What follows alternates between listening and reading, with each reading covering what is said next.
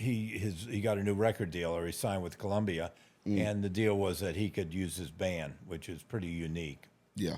Back at that time, and he came back from Colorado from a road trip with Connie, his wife, at the time, and had a stack of napkins and papers and stuff with this idea for a record. He called it a concept record, and that was Redheaded Stranger.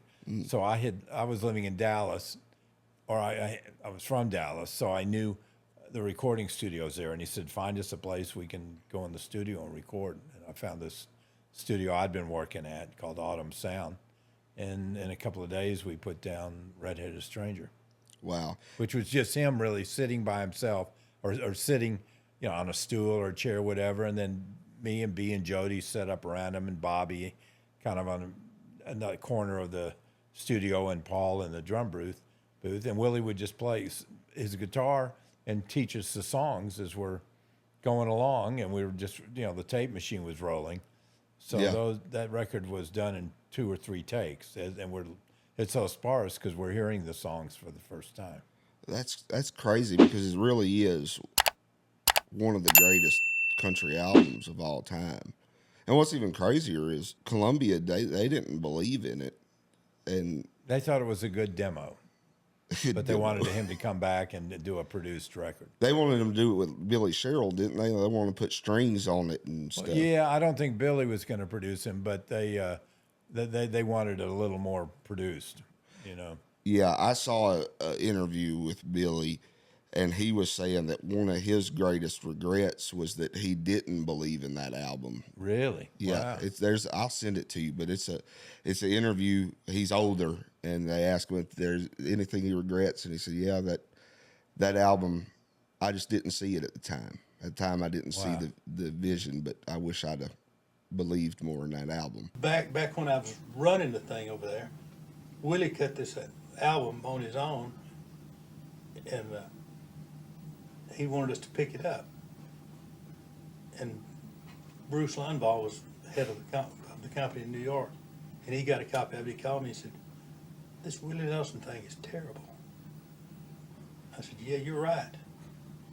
And he said, do you want to pick it up or what? I said, he only wants $17,000 for it. I mean, that's like 17 cents today.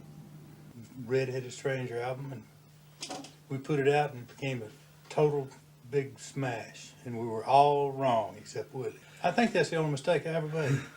Waylon had a big part in getting Columbia to put out Redheaded Stranger, didn't he? I'm not sure. I don't know that story, but Waylon was pretty established, in Nashville. But Willie had already left Nashville and was kind of done with it. From what I've heard, they were going to, shelf the album or whatever, because they thought, like you said, it was a good demo album. And Waylon told them, this is Willie Nelson.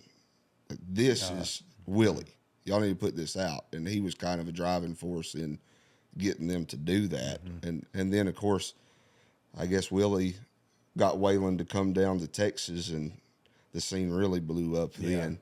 What was it like being a part of that, the whole outlaw movement? Well, it was cool. I mean, but, it couldn't happen fast enough for me. I was just kind of trying to inch Willie along, push him a little bit to play some of the more rock shows. I mean, Waylon was on tour with the Dead. Yeah. And then Willie had turned down the Stones and was happy just playing, dances in some of these country bars. So I knew that he was going to I felt that he was going to be more mainstream and, crossover, but it couldn't happen fast enough for me. Yeah. Willie just kind of took his time and let people come to him.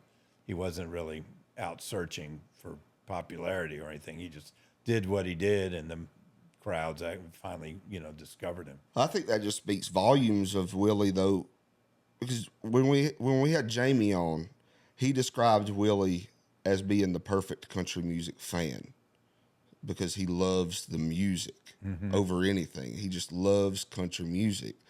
And him turning down the Stones because we can play in Texas to our people, that says a lot about him. But seeing him go from that, then he puts out Redheaded Stranger, and he's one of the biggest stars in country music.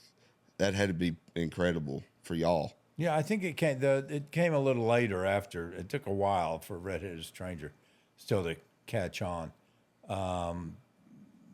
But yeah, it got big after that. You know, we were playing arenas. Well, how did the whole movie stuff come to be? I think somebody wrote a script, had a script about a country singer and his band, and I think they pitched it to him. You know, or I'm not sure how the connection was actually made. Was that the songwriter? No, Honeysuckle Rose. Honeysuckle Rose. Yeah, but Willie was friends with Gary Busey, and who was an actor, a musician and actor, and that little group was Gary Busey, Jan Michael Vincent, Jimmy Wyatt, who was a big agent at ICM, and you know, Jan was a big TV star and movie star at the time, so they they were hanging with Willie, so they brought Willie around, you know, and some of the actors or the agents that were a little hipper than others, you know, knew who Willie was, and they just saw, you know, this talent. Yeah. And I think these guys kind of brought Willie into that world. And you were in a couple of those movies, wasn't you? It was right around the turn of the 70s into the 80s that y'all did Stardust, wasn't it? Mm-hmm. What, it's been like 10 years on the Billboard, No, wasn't it's still on the charts, I think. Yeah. It's incredible. That album just keeps going. And can you tell us a little bit? It was just the American Songbook. I mean, everybody knows those songs, and your parents know those songs, and it was just kind of in everybody's DNA. So even though that they're not country songs, but they're good songs. It wasn't long after that the Highwaymen, you know, came to be and got put together. Did you ever tour out on the road with them? Oh yeah, I did all their tours. How was that? That was great. I mean, to be able to play with, you know, Willie, of course, but Waylon and Johnny Cash and Kristofferson, and then the band was with the guys that played on the record too. Everybody that was on stage had played on the record. Yeah, and that was, you know, great studio cats, and they'd made records with Percy Sledge and with Elvis. They were the band that did Elvis, the Memphis album, so In the Ghetto and The Suspicious Minds. It was those guys that played. Reggie Young and Bobby Wood, Bobby Emmons, Gene Chrisman, J.R. Cobb, and Robbie Turner.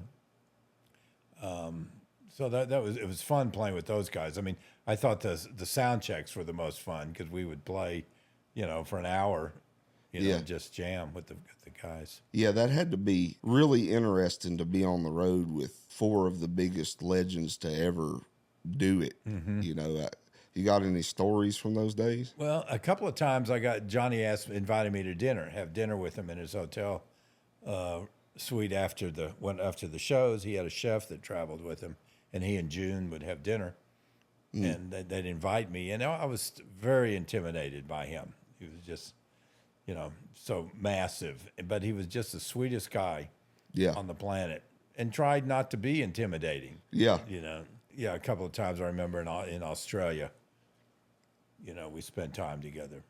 So, and I always loved playing with Waylon. That was one of my favorite experiences playing. You know, his music really lent itself to the harmonica.